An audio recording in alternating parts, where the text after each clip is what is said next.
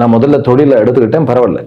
2026 அது உத்திரட்டாதி நட்சத்திரம் அப்படின்னு வரும் பொழுது உங்களுக்கு தொழிலுடைய திசைகள் மாற ஆரம்பிக்கும்.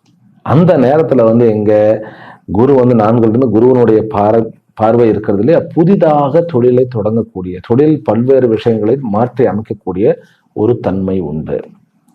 2028 அதாவது கடைசி வருஷம் தொழிலில் சில ஏற்ற இறக்கங்கள், கொஞ்சம் நம்ம ஜாக்கிரதையாக இருக்க வேண்டிய வருஷம் அதுதான். ஏனென்றால் அதுதான் உங்களுடைய 6ஆம் இடத்து அதிபதியினுடைய நட்சத்திரம், ரேவதி. 2028 வரைக்கும் தொழில பிரச்சனை கிடையாது.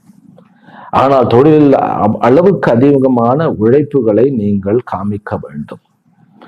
சனிக்கு பிசிக்கலா உழைப்பு ரொம்ப பிடிக்கும். நீங்க என்ன பண்ணணும், தான்னு உங்களுடைய ஆபீஸ் டைமுக்கு போயிடணுங்க.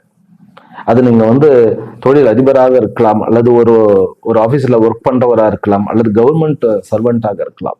போயிடணும், தான் அந்த டைமுக்கு போய் உட்காந்துருக்கும், அல்லது அந்த டைமுக்கு அந்த ஃபீல்டுக்கு போயிடும். அந்த டைம் முடிஞ்ச பிறகும் ஒரு 1/2 மணி நேரம் 1 மணி நேரம் அங்க இருந்து ஏதாவது பண்ணிக்கிட்டே இருக்கணும், பண்ணிட்டு தான் வரணும்.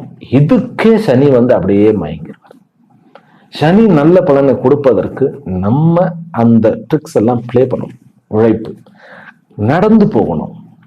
கொஞ்சம் ஆபீஸ்க்கு போகணும்னா கொஞ்சம் முன்னாடியே இருந்து நடந்து போகணும். இதெல்லாம் ட்ரிக்ஸ். சனியை நம்ம ஏமாத்தல, நம்முடைய உழைப்பு கூட்டுறோம். அப்போ இந்த முயற்சி தன் மெய் வருத்த கூலி தரும் இல்லையா. 12ஆம் இடத்துல இருந்தாலும், அவர் விரயஸ்தானத்தில் இருந்தாலும், 7.5 சனியனுடைய முதல் பாதத்தை விரயஸ்தானம் சொல்றோம், இருந்தாலும் அவர் நல்ல பலனையே கொடுப்பார். பூர்வ பாத்திரபதங்கிறதுல முதல் நட்சத்திரம் உட்கார்றதுனால தொழில அபரிமிதமான ஒரு வளர்ச்சியையும், அதே போன்று 2வது வருஷம் 2026வது வருஷம் நல்ல மாற்றங்கள், பாசிட்டிவான மாற்றங்களை கொடுப்பார்.